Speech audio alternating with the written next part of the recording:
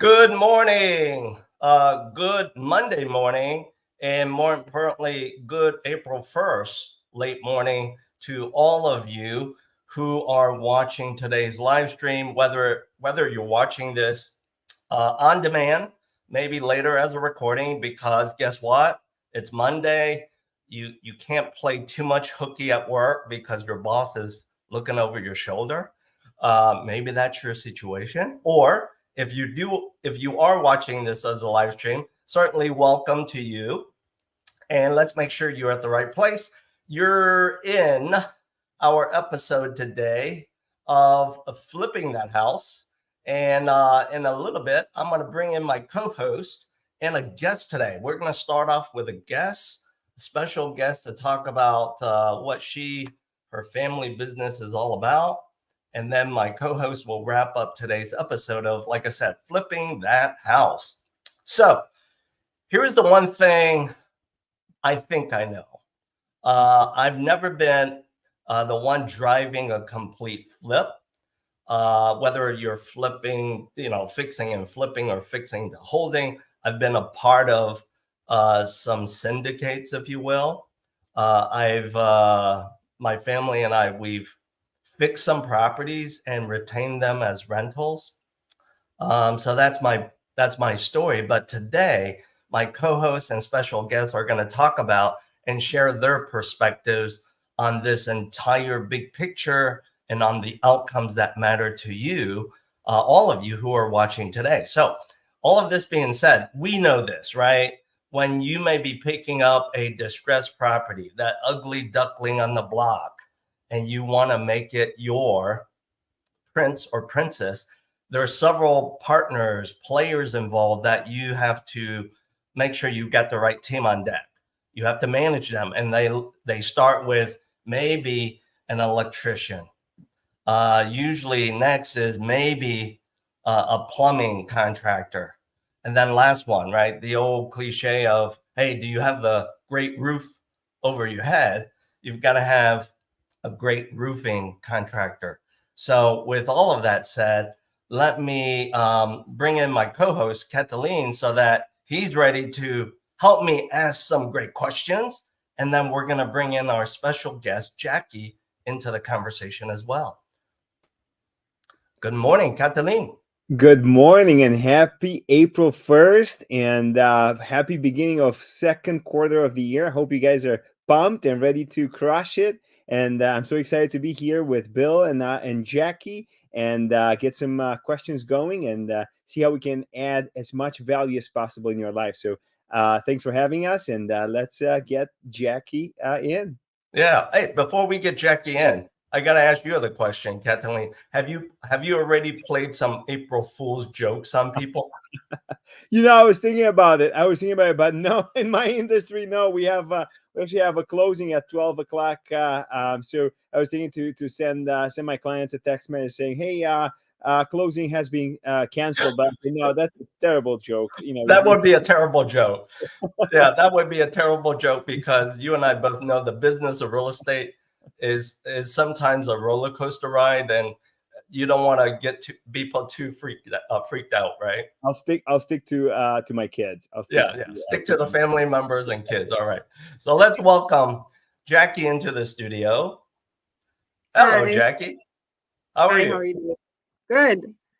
Good. I'm really doing good. Good. Hey, Jackie. Thank you for having me here today. You're very welcome. You're very welcome. Thank you for sharing some of your time with us. By the way, audience members, the reason why I did the intro as Jackie's our special guest is because, well, lucky for Catalina and myself, initially it was going to be her husband that was going to be the guest. But I'll be honest with you, I think Catalina, you and I might agree, we probably will agree, it's the other half in our households that are the drivers, the bosses, and the decision makers, right? Always. I agree. Happy wife, happy life. All right.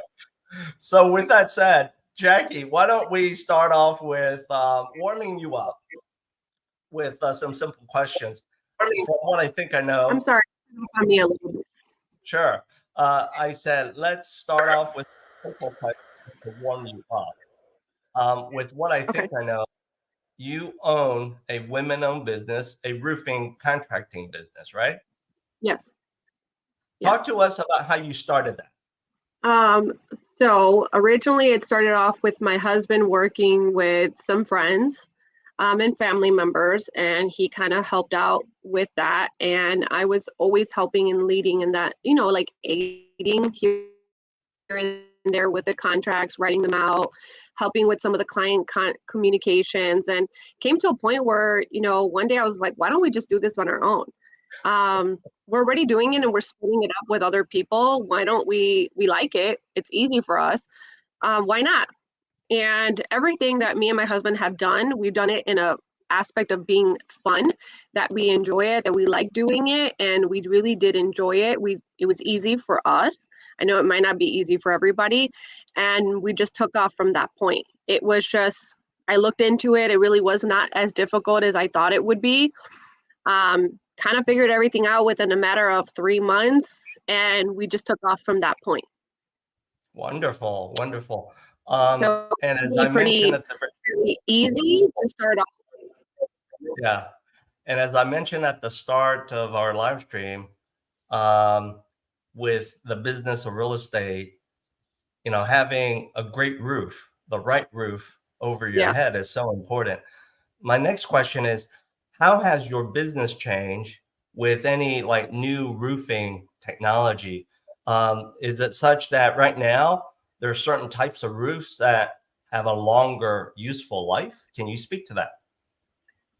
Yeah, so I would say that the technology basis on roofing has changed our industry over the last, I would say, 10 years, especially, but more prominently in the last 5. There's so many different apps and services that us as roofing contractors, there's a lot of conferences and a lot of continuing education that we go to. We learn new aspects of the roof, we learn more specs, we learn more different methods of installation to elongate the life. Realistically, there's a lot of different aspects in roofing. We specialize mainly in flat roofs and shingle roofs.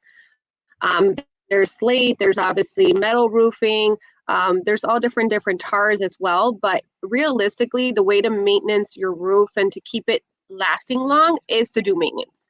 A lot of people have that idea that you install a roof, you get a 30-year warranty or a lifetime warranty, and then you just don't do nothing to it. Yeah. That's not the case scenario, especially where you live at. We live here in the Midwest. So we get all different elements of all different weather. So one of the things that I do educate my clients, and that's the difference between our company with a lot of other companies, is education. Yes, you got your roof and it has a 30-year manufacturer's warranty. We have our labor warranty as well, but there's maintenance. I cannot give you a 30-year warranty if you're not maintaining your roof. That means you're doing caulking, you're making sure the debris is out of your gutters, making sure that you're checking any pop nails or, etc. The seams on a flat roof, you want to go and check the seams. All the aspects of all your vents and your protrusions, your chimney stack, all that stuff. You want to make sure that all those things are being handled every 4 to 5 years. You want to have like a roof inspection to go check that. I feel a lot of customers don't understand that. They think, oh, I just spent all this money, that's it, I'm done. It's the same thing as your car. You get it, you have to oil it, you have to check it. The same thing as your refrigerator, you need to clean it out. It doesn't clean itself. Same thing with your stove. That's why it has an oven cleaner. You need to make sure that you're cleaning it. If you're not maintaining something, you can't expect the lifespan to last as long as it does. So I think that's just a stigma that a lot of times that, you spend all this money and that's it, I'm done. And it shouldn't be like that. It should be where, because again, you have elements, you have wind, hail, snow, sleet, you have ice, you have all these things. And anything that it has a seam in it has the potential to lift, expand, water can get into it. And you want to make sure that you're handling that properly. Yeah, it's so true. There's no such thing as no maintenance. It may be low maintenance, but great example. It's kind of like the cars that we own and drive. Whether right now all of us are still driving gas combustion cars or the new wave, which is EV. You still have to rotate the tires. You have to get new tires, etc., etc. Um, so, Catalin, let's get your perspective on this. When you have fixed and flipped or fixed and held multi-unit properties or even single-family homes, what has been your experience? Is the investment in a new roof one of the larger dollar investments as part of that project? Can you talk to us about that? 100%. Roof tends to be one of the higher cost item on the actual scope of work. But before, and this is where Jackie can bring a lot of value. I tell my clients, even myself, I bring my roofer in or a specialized roofer to assess the roof. Sometimes you don't need to replace the whole roof. Sometimes you might get away with just a new layer of roofing, depending on the condition of the roof. Sometimes on a flat roof, you might get away with a silver dollar coating and recocking the joint, or on a shingles roof, you can get away with another layer or just replacing the shingles, or as Jackie said, making sure all the nails and everything is in order. So what I would say is, before when you do your home inspection, make sure you have the right people that check everything, right? Don't assume that just because the roof might look good is in good shape. You just have to bring a professional out there to tell you exactly, hey, you can get away with maybe a small patch, or you have to do a whole cut and then just pull the whole roof out and put a new one. It all depends on the condition. And as Jackie said, if the owner before has been maintaining it, then guess what? You might get lucky. But if they didn't care about it and they had lots of issues, then that could be a very costly item on your list. Yeah, very true.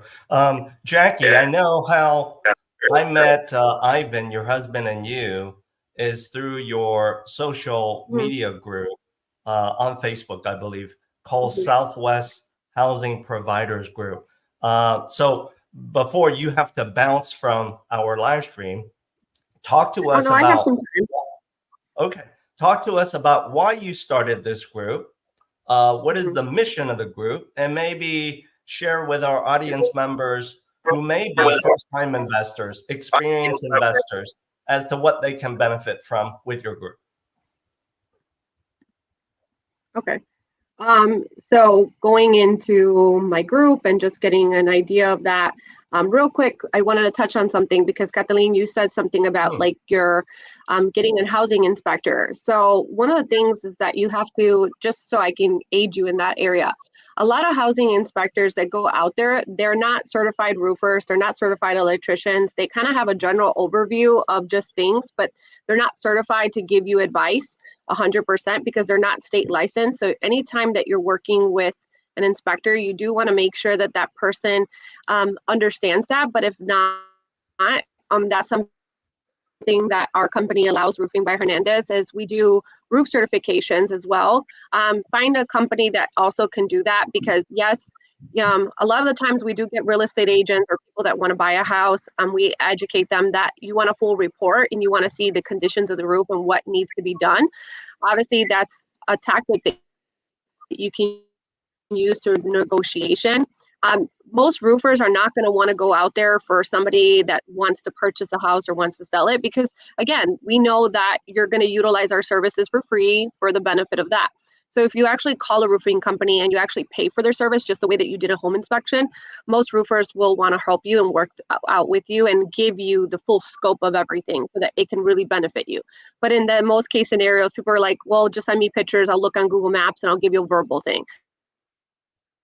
You can't really take that paperwork and use that towards negotiation or towards like talking about your contract. So it is beneficial that you pay up front and you pay the right people, because yes, you may spend $200, $400, but think about buying the house and spending thousands of dollars on something that you weren't really discussed or disclosed, that, having the full basis of what is going on with that roof.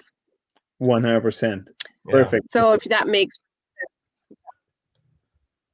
So it's not just a home inspection, just because a home inspector may not specialize in certain areas. If you do feel that you're purchasing, especially on a multi, family property or a fix and flip, it's, why not spend the 200 on an electrician, a 50, 100, whatever that consultation is, especially if you feel that, you want to get that, even not just on the roofing standpoint, right? Like masonry, if you want to talk about electricity, if you want to talk about your furnace or anything in the heating, why not pay that $100, $200 consultation versus spending thousands of dollars and dumping it in that one area? I think that's the one thing that, with inspectors or like just in general, they're not going to aid you 100%. I'm not trying to downsize anybody, but also as investors, we need to be, if we're going to invest in this property, do it right. Right? Like spend the money. Don't be cheap about it. Don't go cut corners. Don't try to get everything for free, because realistically, you're not building that value in that relationship where you have that one contractor that's going to want to consistently want to work with you, because they don't really have a benefit. What's the benefit of me if you're just utilizing my services and I really don't have that relationship with you? Yeah, 100%. But in regards to Southwest Housing Providers Group, so me and my husband were going to a lot of networking events, and they were good, but I just felt that the transparency was not there. There wasn't people saying, hey, it was more like, I have A and I got to Z, and I was like, well, how did you get to B, C, D, E, F, G? Like, can I know a little bit more layers, or can you be a little bit more transparent with me? Can you disclose, like, how did you scale, or what difficulties that you encountered, right? Or, I would see newcomers come and they were kind of afraid to go and talk, or they were afraid to say like where they needed help and assistance. So as me going to different networking groups and just seeing that, I felt that there was a disconnect where I could come in and really aid our communities. And Southwest Housing Providers Group, we're part of the MBOA, and that's why we specialize in the Southwest, because that's where I also invest. But there was nobody really saying like, hey, how do you scale? What loan officers do you go to? What contractors you have to go to? What are the things that you should be avoiding? What are the major costs in regards to fix and flips? We do a lot of videos, as well educating our client, like our base, like our community base. Also, there was nobody coming in saying, oh, hey, like greeting you at that front table. It was just like, go in and sign in, and there's a table over there, and get a name tag. And, you're kind of like, oh, I don't know nobody. I don't know what to do. So with my way of doing things is, come in, you sign in, we greet you, we welcome you, we ask you, we kind of know like if it's your first time or not, we can kind of tell already. We've been doing it for so long now. We're about to hit our 1 year next year, and we've done almost 16 events in one full calendar fiscal year, not three, not within just 2023, also going into 2024. So we're able to say, oh, you're new? Okay, let me introduce you to somebody. And that's a huge icebreaker. And I feel that not a lot of people do that. You go in somewhere and you're kind of like left on your own to fend on your own. And it could be really nerve-wracking for even some adults. Like they don't know who to talk to. They don't want it to be super cliquey. They're like, there's already established relationships. So one of the things that we do is trying to make everybody feel welcome and making sure that we introduce you to people in the room. And as soon as we see that somebody's a little staying stagnant and a little quiet, we go up to them and we approach them. We ask them how they're doing. We kind of move them around the room to introduce them to other people. Like, what are you here for? Like, do you need a loan officer? Do you need pest control? Like, let me introduce you to a couple of people, or let me introduce you to people that have similar portfolio as you, or somebody else that's more well-versed, so that this way you can feel comfortable. So that was one of the reasons why I wanted to create that. Also, being somebody that grew up and was raised on the South Side, I just didn't feel that there was ever somebody for me to look up to. When I first started doing this, being a housing provider, there really wasn't no support. I watched HGD TV all the time, and that was my support system. And they weren't very transparent either. No. They were just dun, dun, dun. They had an issue, and the next slide was always them figuring it out. But you didn't see all those hurdles that they went through. So I wanted to create that community where we're just having natural conversations, but I'm also educating and teaching and telling everybody the right things to do, like the RLTO, giving them updates about changes in our community, talking about the laws that we're fighting, because at the end of the day, there are enough seat at the table for us to all be able to actually them to hear our feedback. So part of the MBOA is that they're fighting the laws that affect us housing providers. So Southwest being a part of that community is educating everybody on the Southwest side. Like, this is the new bills that they're going to pass. This is what's going on. This is why we need your support. This is why we need your aid. This is so that they can feel informed, right? A lot of times there's things moving parts and there's nobody there talking about it or educating or advocating about it.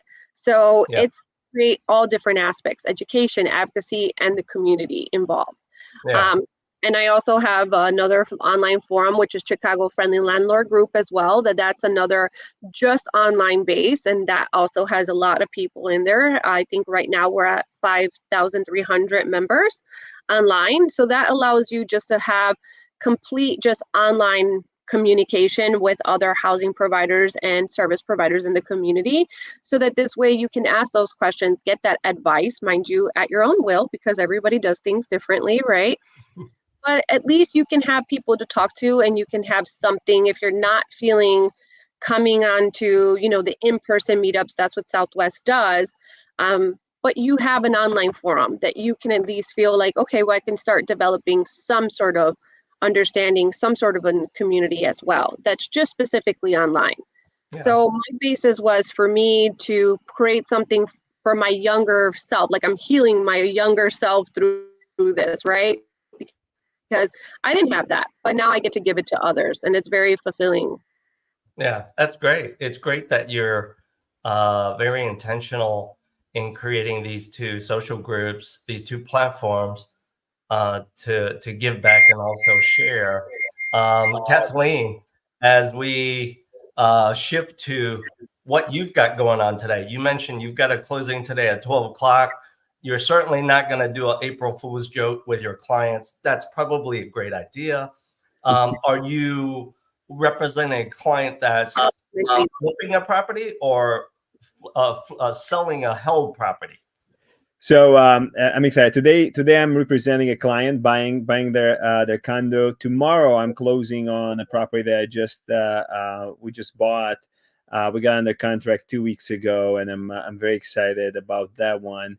It showed up on the market, and I called the agent. Like 30 seconds. I rarely, find good deals on the market, but this one was a great deal. And I said, hey, get it off the market right now, all cash. I'll close whenever you want, as is, no inspection. I mean, I waived everything. I waived my earnest money contingency. I say everything. He's like, "Are you sure?" I said, "I am positive. Let's do it." So it was a good deal. I think I know he mispriced it a little bit, which it was definitely in my advantage. So very, very excited about it. We're closing tomorrow on it. That's going to be a hold, but we're still going to fix it. Put a new kitchen, new bathrooms, tuck pointing, a little bit of landscaping, couple of windows changed, and then we're gonna hold it, with a CHA client, which it's really nice. It's in my area where I buy, and so it's going to be exciting. That's what I have. And I know, to Jackie's point, I'm so excited we met. I'm actually part of your Chicago Friendly Landlord Group, which I love everything that's happening there. So that's amazing. And I love exactly what you just said, right? I feel the same way. I feel like I need to show my younger self, right, and help others not make the same mistakes. So we share. I feel like between Bill, you, and I, and a lot of other people in the industry, I'm glad to see that more people are stepping up to do, a lot more education and help other investors and everybody else not to go through the pains that probably you've been, or I've been, or Bill has been at the beginning of our careers. So super, super excited, super grateful that we got connected. So yeah, very nice. Wonderful. Catalin, question. For today's episode, can you drop your 3 secrets as to how you make sure your offer is accepted by a seller? Absolutely. Before we go, I think Jackie wanted to add something, and then we'll jump in. Okay. Sorry, Jackie. Oh, thanks. So I wanted to add something. I know that you talked about continuing education, and obviously me bringing the Southwest and Chicago Friendly Landlord also helps, but I'm also creating my own boot camp class as well. I'm much more of a boot camp person. I'm not going to be a workshop person because that's not my personality. I'm doing something in regards to continuing education and property management for investors. I'm going to go over everything from tenant screening to your ledgers to work order repairs. I'm actually creating that course right now, Wow. and I'm looking to launch it in May. So if anybody is interested in that or like be on the lookout for that, just because having so many years of experience, I have over 15 years of experience. I have an office. Obviously, I run the property management aspect of it. I've been doing a lot of presentations, and there's been a really great response to it. So that's something also that I'm also doing, just so that, you know, if you or anybody else needs of it, please let me know so that I can add them to our email list. But yeah, we're going to be hosting it in Oak Brook. It'll be in May, so I'll be launching that pretty soon. Beautiful. Yeah, That's beautiful. awesome. Yeah, we Yeah. do need better landlords all around. So thanks for Yes. doing that. Thanks for doing True. that. No problem. All right. So to wrap it up, I would say, Bill, to answer your question, top three strategies. We know number one, it's always understanding what's important to the seller, right? Always give them what they want, or as close to what they want as possible, right? So, Right. uh, making sure that if you come with a lower price than an ask, I always come prepared. I do not lowball without arguments and without. Sorry, 1 second. All right. I never lowball. I never come with a lower offer unless I have the right comps and the right proof of why I'm coming lower, right? So making sure that you explain, hey, the reason the price is not there is because several homes around your place didn't sell that high. So let's meet somewhere in the middle, okay? Secondly, if I really want, I'll give you this example. I will waive all sorts of contingencies, I right? heard So that. Yes. I've done this for a while. So at the end of the day, I kind of understand a little bit the cost between, how much it's going to cost me to fix a window, how much it's going to cost me to fix a kitchen, right, a bathroom, and everything else. So I am not concerned. Sometimes, I will say I'll waive everything, inspection. I'll waive, I'll buy the property as is. I will not nickel and dime you, and I will close in 2 weeks, right? And Yeah. then, lastly, cash is king. Clearly, I don't have all cash on hand all the time. So doing business with a lender that can close fast and that can be behind me, right? So, for example, I always have my lender call the actual seller and explain, listen, this is how it works. We've done X amount of deals. These guys are going to close in 10 days, 12 days, depending on how fast we need to close, and we'll get the deal done, right? So I would say that the number one, price, making sure that you come in and give the client what they want. Secondly is waiving contingencies, and thirdly, timing, making it fast and bringing the right team behind you to support you and market you. Wonderful top three tips for those of you who are watching this episode. And if you do not yet have the right relationship with a broker to represent you, and with what Catalin has shared with you, it just might compel you to say, how do I get in touch with this guy, Catalin? Simply scan his QR code that you see here in this portion of the live stream and the recording. And along the way, of course, if you are not paying cash for a subject property to be bought with Catalin, if you do need financing, simply scan the QR code next to my name and picture. The two of us would be glad to start a conversation with you to help you get to the outcome that you need and that you want. And so as we wrap up, Jackie, thank you for sharing your time with us. As your boot camp in Oak Brook takes shape, I will hit you up to see if you would like to guest appear to talk about the specifics of that boot camp. And maybe because it's in Oak Brook, it's in my backyard, maybe I can convince Catalin to drive down this way. We'll see each other in person. How's that? Yeah, definitely like that. And anybody that's interested in learning a little bit more of what I do, I spoke at Windy City REI. They have a presentation on their YouTube channel that gives you a little bit more about that. It just is about an hour and 30 minutes, so we'll say a little lengthy. And that was just the tenant screening process, and I didn't even go fully in depth with it. Yeah, So absolutely. anybody wants a glimpse of it, they can get a little taste of that as well. Yeah, absolutely. So Catalin, Jackie, don't do any harsh April Fool's jokes Yeah, with you and yours. Keep it friendly, I guess. That's important. yeah. So until we see each other in the next episode of Flipping That House, have a good day, everyone.